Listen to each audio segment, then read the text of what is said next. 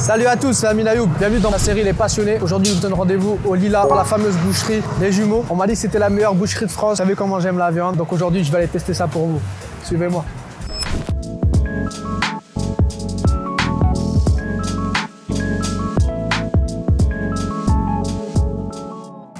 Salam alaikum. Salam alaikum, tu vas bien? Oui, ça va, super, merci beaucoup, ça va. Bah, plaisir de te recevoir. Ouais, bah, on sait que tu es un grand fan de viande. Ah ouais. Donc là, tu as tout ce qu'il faut. Je pense qu'on est servi ici. Ouais. On va passer un bon moment ensemble. On va te faire découvrir quelques trucs. Tu vas te régaler.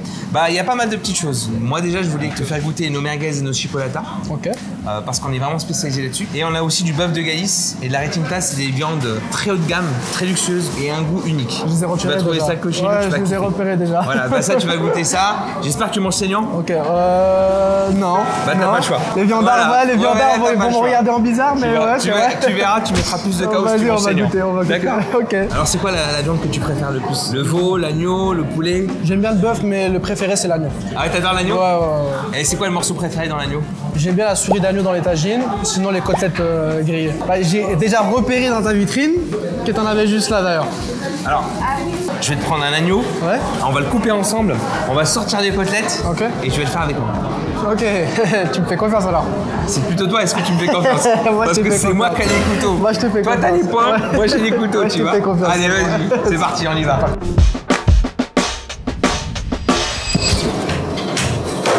Ok, tu nous as ramené la bête. Ouais, l'agneau. Ouais, bah fais voir, je le porte quand même. C'est pas que... on porte plus lourd tous les jours. On va se faire une belle bête.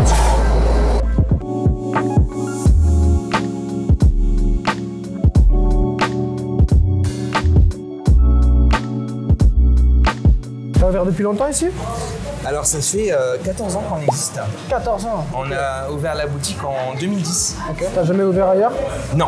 Ok. On n'a pas Pourquoi envie. c'est un choix? C'est un choix pour mieux gérer la qualité. Ok, d'accord. Parce qu'en fait, dans tout commerce, dans tout métier, tu dois garder l'hygiène, la qualité et le service. Ok. Et le halal. Ok. Donc pour assurer ces 4 pôles ultra importants, tu peux pas te disperser à droite et à gauche et faire tout et n'importe quoi. Ok. Donc on préfère garder notre autonomie et faire de la qualité. Et tu vois là, ça fait 14 ans, ça dure et puis on avance toujours, quoi. On est toujours en progression. Bien sûr. Donc il n'y a pas de secret en fait. Le secret de la réussite, c'est assez simple finalement. Ok. Il faut être motivé et être honnête. Ok. Si tu es honnête, tu réussis même dans la ton vie, domaine, dans la vie en fait. général, Voilà. dans la vie. Nous, dans le sport, avec le management, avec tout, si t'es honnête, tu la monnaie de ta pièce. Alors ça met un peu plus de temps que les autres, Ouais, c'est vrai. mais derrière, t'as la baraka et Ouais. t'es sûr de réussir. Et tu te regardes dans le miroir le matin, t'es fier de ce t'es que bien. t'as accompli aussi. Et t'acceptes tout ce qui t'arrive quand t'es honnête, donc il n'y a bien pas de sûr. souci. Ouais, bien sûr. Tu vois, on est sur un agneau qui fait 19 kilos, Ok. donc plutôt bien. Donc on n'est pas sur du mouton encore, Ok. on est sur de l'agneau. Pour les gens Ce qui sera ne connaissent plutôt pas léger. forcément, c'est Ouais. à partir de combien de temps qu'il devient mouton? Mouton, du c'est coup à partir de 12 mois. Un an. 12 mois, ok, À 12 d'accord. mois, ça devient du mouton, c'est assez fort. Ok. C'est beaucoup plus gros aussi. Ouais. Là, on est sur un agneau qui vient de Poitou-Charentes. Ok. Donc de Poitiers qui est très bon, qui est pas mal du tout. On a le collier aussi qui est un petit collier, donc c'est un super gage de qualité. Ok. Parce que plus les colliers, le cou est grand, moins c'est bon. Ok. Donc la conformation elle est assez sympathique, mais on est pas mal. On est pas mal. La couleur est plutôt assez rosée aussi. Il faut pas qu'il soit rouge. C'est un gage de qualité? Oui, qui fait complètement. qu'elle soit rosée, complètement. ok. Donc là on va travailler ça. Si t'es sage, je te donnerai le couteau. Ce qu'on fait, c'est qu'on retire d'abord le rognon. Enfin les rognons. Ouais. Il y en a deux. C'est les reins. On va retirer l'onglet. Après, moi je vais retirer la culotte. Donc la culotte, c'est les 2 gigots d'agneau. Ok. Tu fais ça depuis 14 ans, tu me dis, c'est ça? Oui. T'as toujours eu la même passion? Oui. Et est-ce que la passion, elle est devenue de plus en plus grandissante avec le temps ou est-ce que... La passion, elle grandit en fonction de ta réussite. Ok. C'est-à-dire que si tes objectifs sont atteints, tu es toujours passionné. Si tu as une passion, par exemple, tu veux te lancer dans la boxe Ouais. et que tu perds tous tes combats et que tu n'y arrives pas, sur la durée, à un moment donné, ça va descendre et tu vas t'arrêter. Quand on a commencé vraiment dans la difficulté, parce qu'on avait à peine 20 ans, Ok. donc tout doucement, on a appris, on a fait des formations, des stages, Ouais. on a acheté beaucoup d'encyclopédies, on s'est formé, on a travaillé. Aussi, on s'est déplacé dans les abattoirs, beaucoup d'élevage pour apprendre le domaine de la boucherie et le mode d'élevage. Oui. Donc on a appris tout ce système-là, ça nous a mis pas mal de temps. Ok. Et aujourd'hui, on a réussi à structurer les choses et vraiment connaître ce qu'on on maîtrise la qualité si tu préfères. Ok, d'accord, ok. Voilà, donc on veut pas être comme tout le monde, on veut vraiment se démarquer des autres et réussir à avoir un bon produit de qualité. Et le fait qu'on travaille en famille, bah t'es au top en fait. Ouais, en famille, ça doit être bien. Voilà, et le fait que vous soyez arrivé comme ça maintenant à un niveau, on va dire, alhamdoulilah, un très très bon niveau, connu, reconnu dans toute la France entière, vous n'avez pas de nouveaux objectifs? Tu vois, je t'ai posé la question tout à l'heure d'ouvrir d'autres boucheries, tu m'as dit non, ça m'intéresse pas pour des gages, on va dire, de qualité, de traçabilité, etc. Quels sont vos nouveaux objectifs en fait? Bah, je vais te donner un truc sur la boxe. Ouais. Quand tu gagnes un tournoi, Ouais. t'as une ceinture. Ouais. Cette ceinture-là, quand tu lèves les bras et t'as la ceinture comme ça. Ouais. T'es content La sur le première moment. chose sur le moment, t'es content, mais tu dis ah, mais maintenant il faut que je la conserve cette ceinture. Exactement. Donc le plus difficile, c'est de la gagner ou c'est de la conserver la ceinture. Ok, nous c'est pareil, on sait qu'on fait de la qualité, maintenant tu dois garder ta rigueur. Il n'y a que la rigueur qui paye. Votre motivation Dans tous les domaines, la rigueur paye. Ça veut dire que tu peux être une bonne boucherie et faire quelque chose de top, de magnifique, mais sur combien de temps? Sur une semaine, sur un mois, sur 2 mois? Moi je vois dans mon domaine, dans la boucherie, dans la restauration, souvent les gens entreprennent. Au début ça cartonne, le premier mois, le deuxième mois, le troisième mois, quatrième mois, ils sont à fond, ça fait une montée, etc. Eux, ils sont dans l'idée d'ouvrir plusieurs franchises, des trucs, des machins, et ils se disent pas, tiens, je vais garder la qualité, je vais conserver ma clientèle, garder l'hygiène, mon personnel, les entretenir, etc. Ils se disent non, allez, on va faire ci, on va faire ça.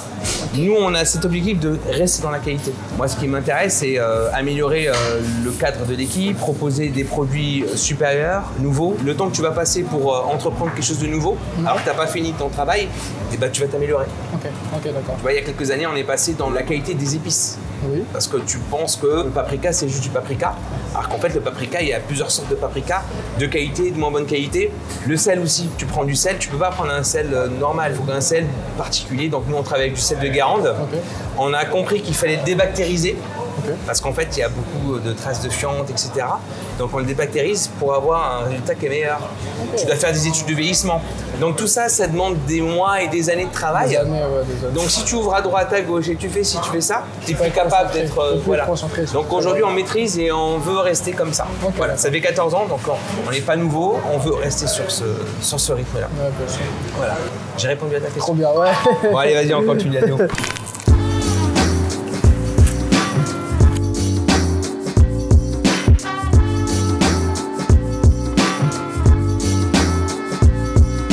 Et tu vois, avec l'expérience, c'est pas difficile, c'est pas usant. Au début, quand tu commences dans le métier, c'est t'es tendu, t'es là. Et en fait, après, tu fais détends et donc tu peux faire des agneaux sans forcément te fatiguer, tu vois. Bah, je pense que c'est comme quand tu fais la corde à sauter. Au début, t'es tendu, tes mains comme ça, t'as mal et tout. Et après, ça devient une habitude. Ouais, et après, tu vois, c'est assez souple. Et là, je vais retirer la côte filet. Voilà, ici, elle est là, tu vois. Ok, c'est ce qui brille le plus. Tu sais, c'est quand tu te craques le dos là. Ouais.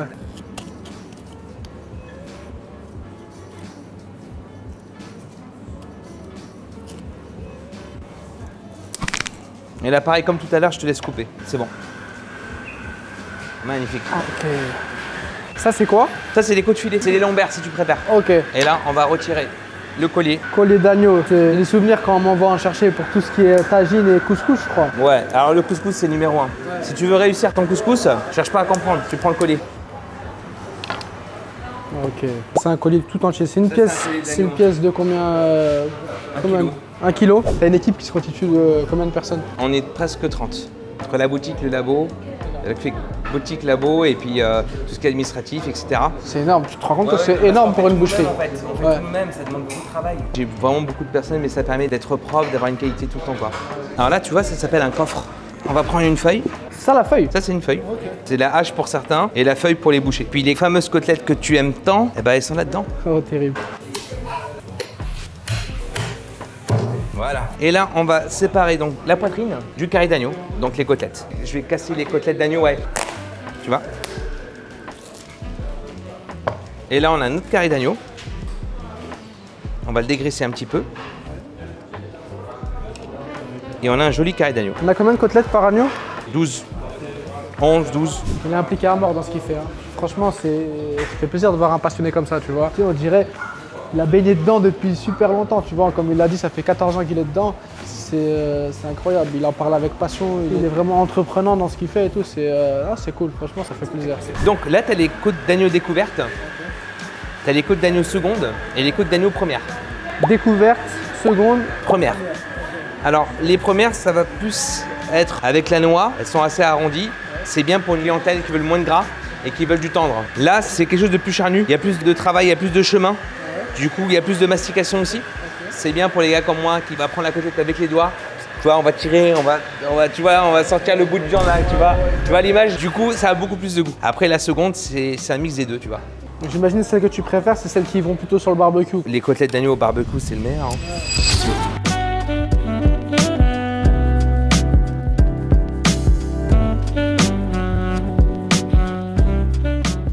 Ce que je te propose.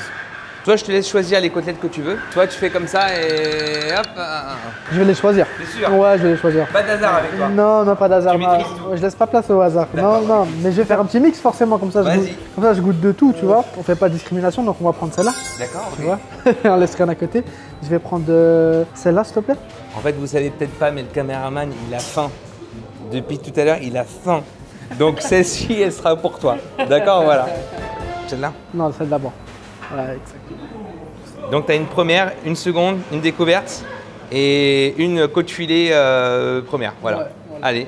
En général, l'équipe chez nous, ils ont 9 ans, d'autres qui ont 7 ans, d'autres qui ont 8 ans. C'est bien d'avoir la même équipe. Comment tu as gardé ce petit feeling comme ça avec les gens? Ouais. Déjà, il faut bien recruter parce que tu as des gens qui sont dans la bienveillance. Il y en a qui sont pas du tout dans la bienveillance. Ils sont juste dans le besoin sur un moment et ensuite, une fois qu'ils ont eu ce qu'il faut, ils se taillent. Ça se voit hein, que vous avez créé vraiment un esprit de cohésion comme ça, tu vois.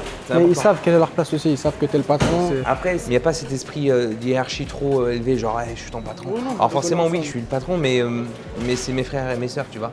N'est-ce pas, Mina? Oui, juste tu dis oui. Oui. Voilà, tu vois, c'est...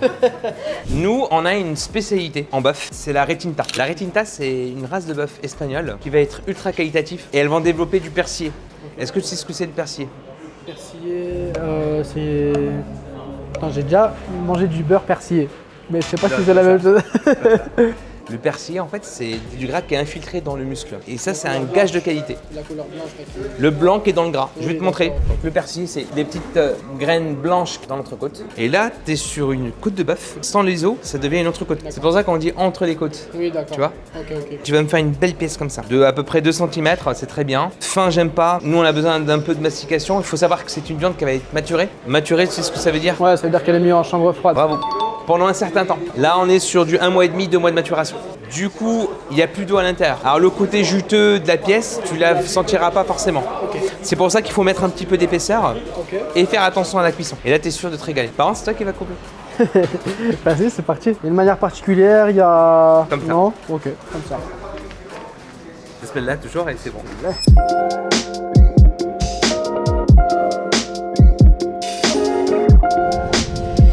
On a été champion de France 2023 de saucisses créatives. J'ai vu le diplôme. Ouais. On est vraiment très fiers, surtout pour une boucherie halal, c'est une première. Ça fait des années qu'on travaille dessus. Aujourd'hui, avoir une distinction comme ça, c'est exceptionnel. Et juste pour info, on livre partout en France. On est champion de France grâce à la chipolata miel et figue. Alors bizarrement, c'est pas ma préférée. Moi, ma préférée, c'est l'emmental. Elle est vraiment incroyable. La miel et figue, faut que tu la goûtes forcément parce qu'on est championne avec celle-ci. Et la chipolata aux oignons frits qui est oignons frits pour moi. Ouais, okay. J'adore. Et là, c'est bon. On va à la cuisson. Allez. Merguez. Chipolata. C'est combien de temps le temps de cuisson? 8 minutes. 8 minutes seulement? 8 minutes. Ok. C'est tout. Comment tu reconnais une bonne merguez ou une bonne saucisse? Alors, il y a plusieurs facteurs. Déjà, le premier facteur, ce qui saute le plus, c'est si tu tombes pas malade après. Donc souvent, tu as des remontées gastriques, tu rotes, tu es là, tu as des remontées. C'est que c'est pas qualitatif. Il y a autre chose. Une fois que c'est cuit, normalement, c'est pas censé bouger. Là, elle est crue. Quand elle est cuite, elle doit rester comme ça. Donc ça ne doit pas lâcher d'eau. Si ça lâche légèrement, c'est normal, mais il ne faut pas que ça soit énorme. Et aussi la couleur. Par exemple, des fois, tu fais une merguez. Là, notre, on a tendance à être rouge flamboyante, mais une fois cuite, elle est grisonnante. Pourquoi? Parce qu'on ne va pas mettre d'additif et on ne va pas mettre de colorant industriel. Donc normalement, quand tu fais cuire une merguez rouge et une fois cuite, elle reste rouge, bah, c'est que tu as des colorants. C'est bon, c'est cuit. Chipo merguez, c'est cuit. Là, pareil, il faut les sortir tout de suite. On laisse pas traîner. Jamais, parce que ça va continuer à cuire et après ça sera pas bon. On va commencer à goûter les chipolatas. Ça c'est pour vos plans les gars.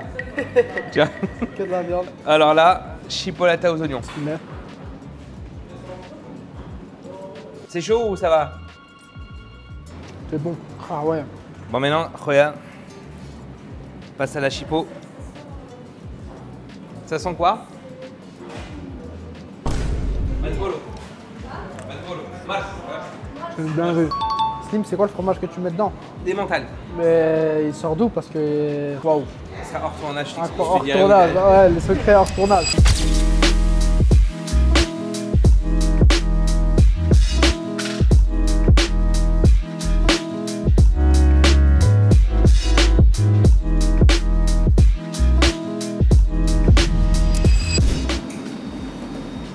Et la belle entrecôte. Alors, ça a été volontaire de ma part. J'ai pas voulu mettre d'épices ni quoi que ce soit. On va la manger à l'état brut. Je vais te mettre un peu de sel, Ouais. uniquement. Ouais, Mesdames, messieurs, ceux qui regardent cette vidéo-là, sachez que quand vous faites cuire une pièce, donc un beefsteak, une entrecôte, toujours le sel à la fin, en fin de cuisson. C'est obligatoire. Faut que ça absorbe l'eau. En fait, ça crée une réaction. En fait, on appelle ça la réaction Maillard. C'est-à-dire que quand tu mets du sel dès le départ en cuisson, avec la chaleur, ça retire tout son eau. Donc ça assèche la viande. Ouais, je sais, j'ai pas les droits. Donc là, on va manger l'entrecôte. Tu manges saignant, j'espère. Vraiment, t'as pas le choix. Pas le choix aujourd'hui. Pas le choix, regarde. On dit que les vrais viandards ils mangent saignant. Tiens, mange-moi ça. Ok. C'est bien.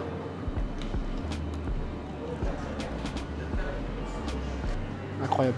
On dirait du beurre. T'as vu, t'as mangé saignant. Ouais. Et avec du sel, J'aime bien un point. mais pas d'épices. Ouais. Mais là, c'est bon quand même. Ouais. Saignant, t'as toutes les saveurs. Tout se diffuse, tu vois. Et il y a beaucoup de gens qui vont me dire ouais mais saignant, il y a du sang, tout ça. En fait, il n'y a pas de sang dans la viande. Le truc rouge que tu vois là, tu penses que c'est du sang, c'est d'eau de restitution. En fait, c'est de l'eau qui est dans la viande. Parce que le muscle, on est composé de 80% d'eau. Le muscle, l'eau du muscle va prendre la couleur. Ok. Donc vu que le muscle est rouge, l'eau va prendre la couleur rouge. Du coup, c'est de l'eau que tu as, c'est pas du sang. Maintenant, je vais te faire goûter les côtelettes d'agneau, celles que tu as choisies. Donc là, je vais te faire goûter quelques-unes, tu vois. On va prendre celle-là par exemple, je vais te la couper. Oh non, non, on va pas faire de manière. Je maîtrise le sujet de la côtelette. Je l'ai fait au barbecue, au four, un peu partout, donc t'inquiète pas. Donc je te laisse faire alors. Ouais, ouais, tu me laisses faire, t'inquiète. Je les vois depuis tout à l'heure. Je veux juste les manger. C'est incroyable. C'est vraiment bon. Comme ça. Ouais, j'aime ça, ouais. Je vais me régaler. Tu veux goûter? Moi, j'ai goûté, Lui, c'est un mangeur saignant. Et carpaccio aussi. On appelle ça un scéniste. Comment? Un scéniste. C'est vrai? Un mec. Non, je rigole, c'est pas vrai. C'est la force pure, ça, tu vois. Ça va droit dans les muscles, direct.